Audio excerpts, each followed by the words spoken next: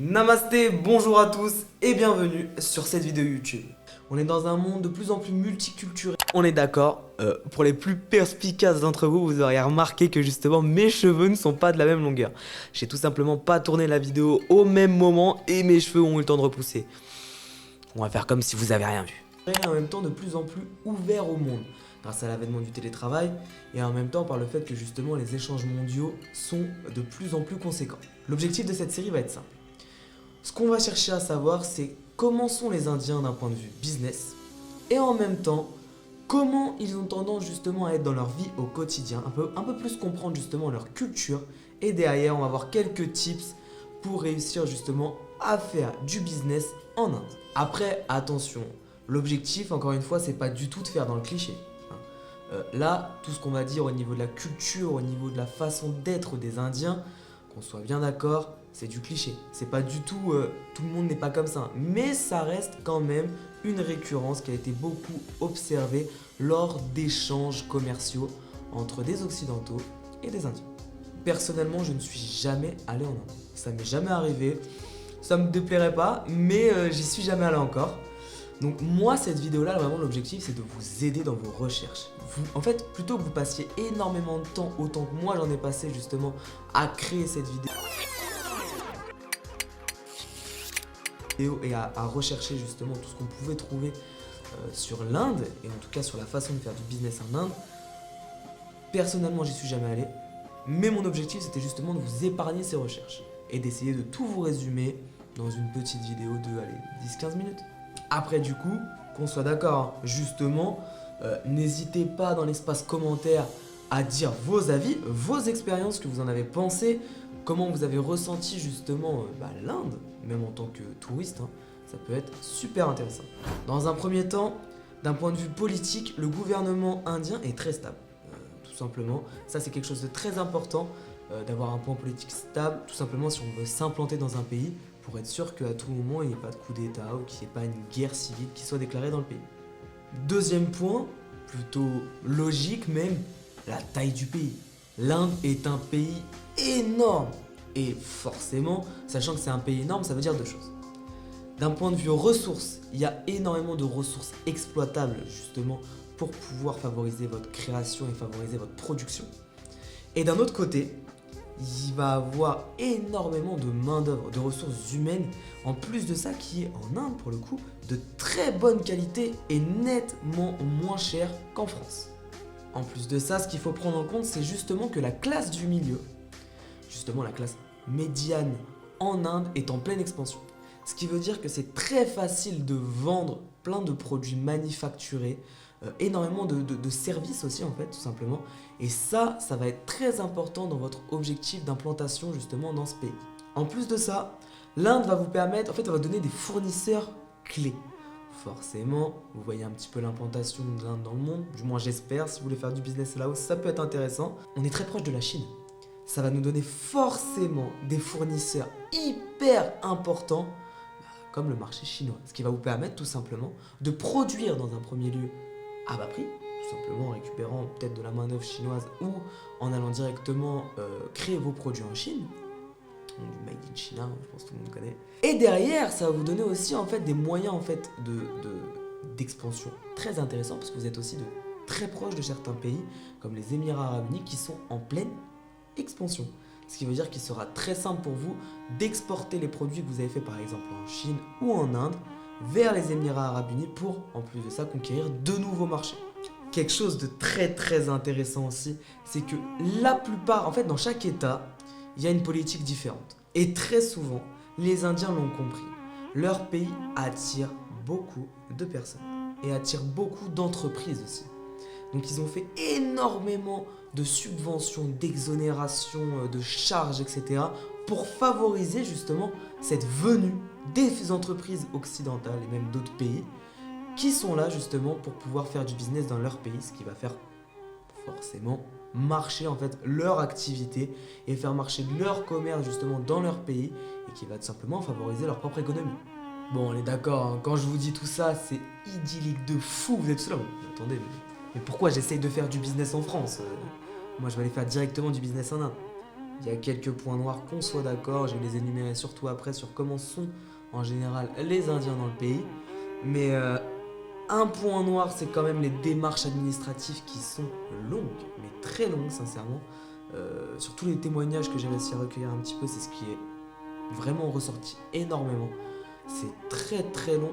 Et après, il y a encore quelques petites lois justement qui sont fermées un petit peu justement aux exportations et fermées un petit peu justement à la venue de nouvelles entreprises.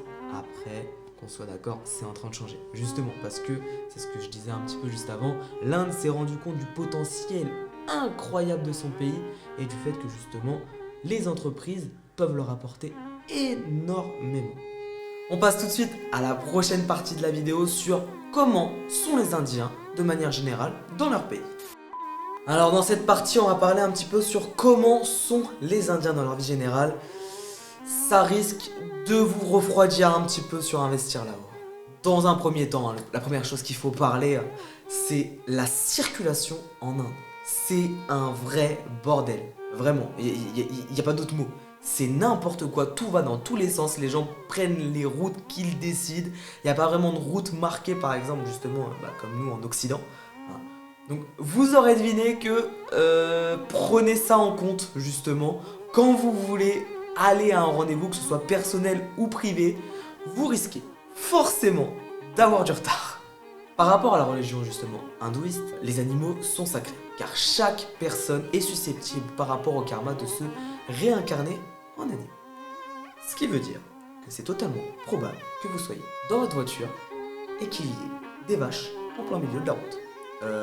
Voilà. D'accord, c'est très compliqué à gérer, surtout pour nous occidentaux. Imaginez, vous roulez simplement tranquillement et là il y a une vache au milieu de la route. Ou des chèvres, ou des chiens, enfin un petit peu de tout en fait. En parlant du coup justement de réincarnation,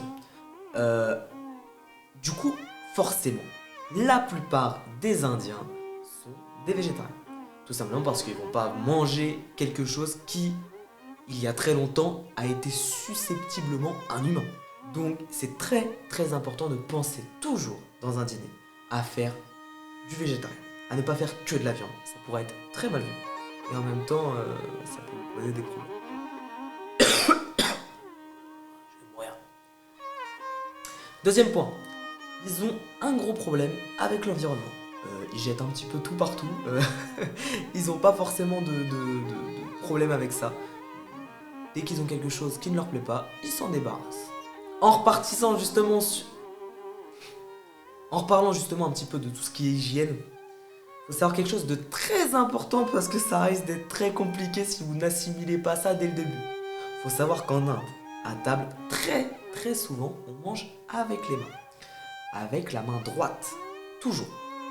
Parce que la main gauche, il faut savoir en fait tout simplement qu'en Inde, il n'y a pas de papier toilette. Là avec un seau, de l'eau et votre main gauche. Donc je vous laisse imaginer la réaction de votre investisseur si vous voit manger avec la main théoriquement avec laquelle vous essuyez les fesses. Donc pour éviter tout quiproquo, mangez de la main droite. Papier ou pas, hôtel ou pas, peu importe d'où vous venez, mangez de la main droite. Réfléchissez avant de sortir votre argent. Très souvent, que ce soit dans les marchés, etc., on repère un étranger, donc quelqu'un qui ne vit pas justement en Inde de façon régulière, de très loin. Ils vont essayer de vous arnaquer, forcément. Quelque chose qu'il va falloir vraiment prendre en compte, c'est que malheureusement, la police en Inde est extrêmement corrompue. Vraiment, vous pouvez vous sortir de n'importe quelle mauvaise affaire à partir du moment où vous en avez les moyens. À partir de là, faut pas non plus trop s'inquiéter et penser forcément que ça va être l'anarchie, que chacun fait ce qu'il veut tant qu'il a l'argent. Parce que très souvent, les Indiens croient du coup, c'est ce qu'on disait, au karma. Donc ils essayent de faire de leur mieux pour être de bonnes personnes, pour être réincarnés de bonnes choses plutôt qu'en un cafard ou quelque chose beaucoup moins glorieux. Notre objectif maintenant, une fois qu'on a appris tout ça, c'est de vous donner quelques petits tips sur comment faire du business en Inde. Dans un premier temps, soyez présents. C'est très très très important pour les Indiens, ils ont besoin d'une présence parce que forcément, vous vous doutez, sachant que c'est un marché en pleine expansion, il y a énormément d'entreprises qui vont les solliciter. Et si vous n'êtes pas là physiquement avec eux, ils risquent tout simplement de vous oublier. Autre tip, ce qui paraît logique, vous me direz, mais quand même qui est important à souligner, persévérer. Ça va être ultra important, sincèrement, parce qu'en fait, justement, comme c'est un marché très très concurrentiel, vous allez sûrement avoir quelques portes qui vont être fermées. Mais à partir du moment où les portes seront ouvertes, vous allez réellement réussir à faire beaucoup d'argent. Deux autres points qu'on va aborder directement. Pensez dans un premier temps à parler anglais. Tout simplement, les Indiens parlent très bien l'anglais en général. Ils ont tendance justement à beaucoup échanger en anglais. Et c'est très important, c'est une langue très importante. Donc si vous y allez, apprenez l'anglais. Parce qu'y aller en ne parlant aucune langue ou aucun dialecte entre guillemets qui est enseigné et parlé en Inde, c'est pas conseillé. Et en parlant justement de parler, pensez aussi également à faire un brin de causette. Quand vous allez voir justement vos investisseurs ou les personnes avec qui vous voulez justement faire du business, pensez toujours à leur demander comment va un petit peu leur famille, comment eux ça va personnellement. C'est très important pour eux et ils vont le prendre comme une marque d'affection et que justement vous les prenez en fait en considération et pas comme un simple portefeuille par exemple. Autre chose, un point qui peut être important parce que ça peut justement froisser un petit peu les personnes pendant le business. Si vous êtes une femme ou même si vous êtes un homme, ils réagissent pas en fait comme en France justement aux familiarités. Il y a des chances que vous leur tendez la main et qu'ils vous la serrent pas ou qu'ils se sentent gênés justement que vous l'ayez tendue. Ils préfèrent largement justement faire un brin de causette avant, apprendre à connaître la personne avant de la saluer. En résumé, prenez-le pas mal quoi. C'est pas qu'ils vous aiment pas ou qu'ils pensent que vous avez la main sale. Ensuite, pensez justement déjà dans un premier temps à distribuer votre carte de visite. C'est très important, ça leur permettra en fait de vous recontacter. Pas besoin de s'incliner par exemple comme au Japon, etc. Il n'y a aucune utilité pour eux, excusez-moi. L'objectif c'est juste qu'ils aient votre carte. Voilà. Ensuite, optez aussi pour une tenue professionnelle. C'est très important pour eux, l'image justement, ça prouve que vous les prenez au sérieux. Si vous arrivez en jogging, ils vont se dire ok, pour lui je suis un clown en fait. Et forcément, dans le début d'une relation, que ce soit entre guillemets professionnellement ou même sentimentalement, imaginons, c'est pas conseillé. Et ensuite, préparez-vous à mettre les bouchées doubles.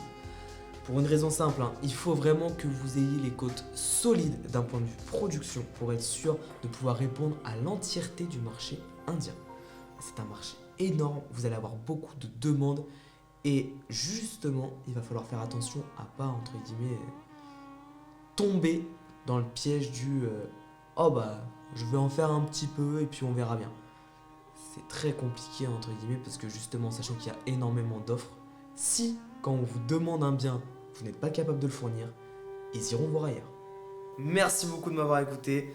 J'espère que la vidéo vous a plu, que tout s'est bien passé. N'hésitez pas dans les commentaires justement à mettre un prochain pays que vous aimeriez voir. Sur ce, bonne journée à vous. Peace.